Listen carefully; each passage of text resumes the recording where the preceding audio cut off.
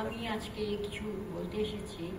ওপারে চলে গেলেন আমার বাবা শ্রদ্ধেয় বদরুদ্দিন ওমর।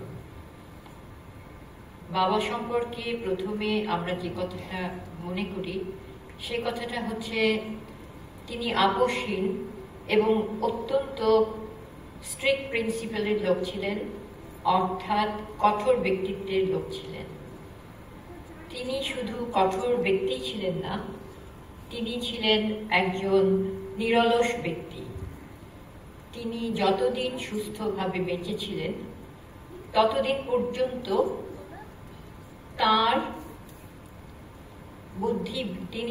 যতদিন পর্যন্ত বেঁচে ছিলেন তার বুদ্ধিবৃত্তিকে সচল রেখেছিলেন।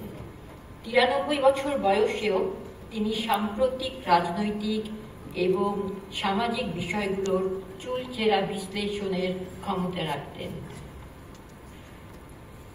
শেষের বছরগুলোতে তার শ্রবণ শক্তির অসুবিধা ছিল, তা সত্ত্বেও তিনি সাম্প্রতিক রাজনৈতিক এবং সামাজিক বিষয়গুলোর চুলচেরা বিশ্লেষণের ক্ষমতা রাখতেন। শেষের বছরগুলোতে তার শ্রবণ শক্তির অসুবিধা ছিল, তা সত্ত্বেও তিনি নিরলসভাবে বিষয়গুলো সঠিকভাবে অনুধাবন করার জন্য লেখাপড়া করেছেন, আলাপ আলোচনার মাধ্যমে মতামত ও তথ্য সংগ্রহ করেছেন, বক্তব্য দিয়েছেন। বিশেষ করে বিভিন্ন সংবাদপত্রগুলো থেকে প্রায় প্রত্যহই তিনি কোনো না কোনো প্রয়োজনে তার সাথে সাক্ষাৎকারের ব্যবস্থা করে দেওয়ার জন্য অনুরোধ জানাতেন। কখনো কখনো সময়ের অভাব ও স্বাস্থ্যগত কারণে তিনি সেটা প্রত্যাখ্যান করলেও অধিকাংশ সময়েই তারা তার কাছে এসেছেন, তিনি তাদের সাথে আলাপ আলোচনা এবং সাক্ষাৎকার দিতে রাজি হয়েছেন। আমাদের দেশের সরকার ও রাষ্ট্রপ্রধানদের কার্যক্রম তিনি পুঙ্খানুপুঙ্খভাবে বিশ্লেষণ ও সমালোচনা করতেন। তিনি লুটেরা, লুম্পেন, সাম্রাজ্যবাদী, ফ্যাসিস্ট সরকারদের কখনোই সমর্থন করেন নাই। 2024 সালের গণ অভ্যুত্থানকে তিনি আগ্রহের সাথে অনুধাবন করেছিলেন। ছাত্র জনতার আন্দোলন ও ত্যাগ রাজনৈতিক পট পরিবর্তনের পথে এক নতুন দিগন্ত মনে হয়েছিল। এ বিষয়ে তার রাজনৈতিক তাৎপর্য ও বিশ্লেষণগুলো বিভিন্ন গণমাধ্যমের সূত্র ধরে আমাদের কাছে এসেছে। আমাদের ছোটবেলা থেকেই আমরা তার অতি ব্যস্ত এবং কঠিন রাজনৈতিক জীবনধারার সাথে পরিচিত ছিলাম। তার আলাপ আলোচনা ও লেখালেখির মাধ্যমে এ বিষয়গুলো যেভাবে আমাদের সামনে আসতো, ছোটবেলা থেকে আমাদের ধারণা ছিল যে তিনি শোষণহীন, বৈষম্যহীন এক সমাজ গড়ার স্বপ্ন দেখতেন, সমাজতন্ত্রের স্বপ্ন দেখতেন। আমরা যে দেশ দেখেছি, যে দেশের সামাজিক, অর্থনৈতিক, রাজনৈতিক অবস্থার মধ্যে জীবন কাটিয়েছি, তা সবসময় ছিল দুর্নীতিগ্রস্ত ও অপশাসনের। যেখানে না খেতে পাওয়া আশ্রয় মানুষের জীবন মানের কথা চিন্তা করা হয় না, তাদের জন্য শিক্ষা ব্যবস্থা, স্বাস্থ্য ব্যবস্থা উপেক্ষিত। যে সমস্যার সমাধান একজন, দুইজন বা কিছু সংখ্যক ধনীর দান খয়রাতের মাধ্যমে সমাধান করা সম্ভব নয়, যেটি নির্ভর করে সামাজিক বিপ্লব ও সঠিক রাষ্ট্রীয় কাঠামো গঠনের উপর। আমরা ছোটবেলায় থেকেই জানি যে তার পূর্ব বাংলার ভাষা আন্দোলন ও তৎকালীন রাজনীতি বইটি বহুলভাবে সমাদৃত। অনেকে বলে থাকেন বদরুদ্দিন ওমর আর কিছু না হলেও এই 3 খণ্ড রচনা করেই যথেষ্ট খ্যাতি অর্জন করতে পেরেছেন। আমার মনে আছে 1971 সালে 26শে মার্চ আমরা এক ধ্বংসযজ্ঞের মধ্যে রাত কাটিয়েছিলাম এবং সকাল হতে না হতেই আমাদের বাবা বাড়ি ছেড়ে চলে গিয়েছিলেন।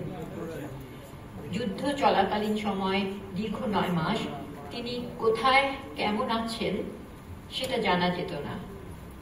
আমরা আত্মীয় স্বজন সহ আমার দাদুর বাড়িতে ছিলাম। 1971 সালের পর থেকে বিভিন্নভাবে রাজনৈতিক অঙ্গনে যে পট পরিবর্তন হতে থাকে, আমরা কখনোই সেটা থেকে বিচ্ছিন্ন ছিলাম না এবং আমাদের ছোটবেলার দিনগুলো ভীষণ ভীতির মধ্যে কাটত। বিশেষ করে বাবার নিরাপত্তার বিষয়টিও ভাবিয়ে তুলত। তার দৃঢ়তা এবং আপোষহীনতার কারণেই তিনি তার রাজশাহী বিশ্ববিদ্যালয়ের চাকরি থেকে ইস্তফা দিয়েছিলেন এবং তার সংগ্রামী জীবনের পথ বেছে নিয়েছিলেন, যা তার পিতাকে ব্যথিত করেছিল এবং পরিবারকে এক অনিশ্চিত পথের দিকে নিয়ে এসেছিল। আমাদের মা তখন থেকে ব্যাংকে চাকরি শুরু করেন এবং আমাদের 3 ভাই বোন নিয়ে মা বাবারা এক সাধারণ জীবনের পথে যাত্রা শুরু করেন। আব্বা ছেলে মেয়েদের প্রতি সবসময় স্নেহশীল ছিলেন, কিন্তু আমাদের কোনো অযৌক্তিক আচরণ তিনি কখনো গ্রাহ্য করতেন না।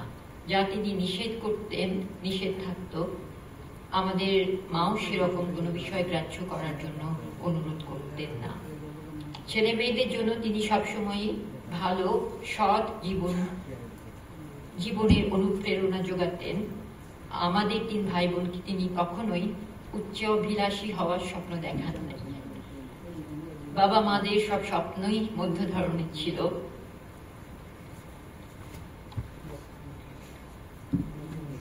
আমরা যাতে ভালো বিষয়গুলো খুঁজে পাই, আনন্দ পাই, তার জন্য তিনি আমাদের জন্য বেছে বেছে বই কিনতেন। শেষ বয়সে যখন তিনি কানে শুনতে অসুবিধা বোধ করছিলেন, তখন আমি তার সাথেই ছিলাম। তার ফোন কলগুলো আমাকে রিসিভ করতে হতো। লালা ভাই, মুইন ভাই, হাসিব ভাই সহ অন্যান্যদের যোগাযোগের মাধ্যম হিসেবে আমি বা আমার ভাই সোহেল তাকে সাহায্য করতাম।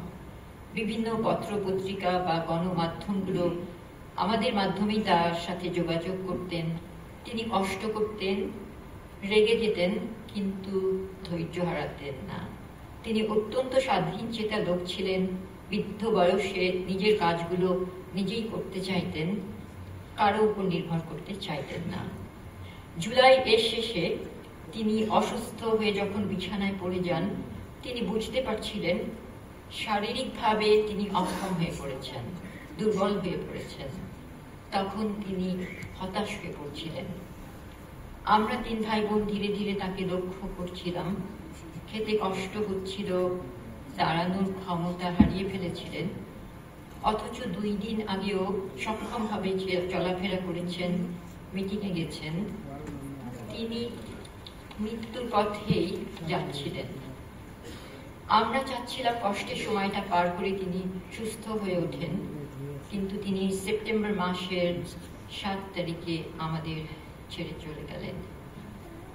দীর্ঘদিন ধরে যারা প্রতিদিন তার সাথে এসে সাক্ষাৎ করেছেন, সময় দিয়েছেন, আলোচনা করেছেন, তার লেখা এবং বই প্রকাশে সহায়তা করেছেন, বিশেষ করে সংস্কৃতি ও জনযুগের পক্ষে যারা কাজ করেছেন এবং তার সহযোদ্ধা হিসেবে তার সাথে ছিলেন, তাদেরকে আমার এবং আমাদের পরিবারের পক্ষ থেকে ধন্যবাদ জানাই এবং কোনো ভুল ত্রুটির জন্য ক্ষমা প্রার্থনা করি। সাথে সাথে আজকের অনুষ্ঠানে যেসব রাজনৈতিক ও সামাজিক সংগঠন বক্তব্য দিয়েছেন এবং স্মৃতিচারণ করেছেন, তাদেরকেও ধন্যবাদ ও কৃতজ্ঞতা জানাচ্ছি। তার নীতি ও আদর্শকে আমরা শ্রদ্ধা জানাই, সম্মান করি এবং তার রাজনৈতিক চেতনাকে গভীরভাবে বিশ্বাস করি। চিরবিদায় বাবা, আপনাকে লাল সালাম।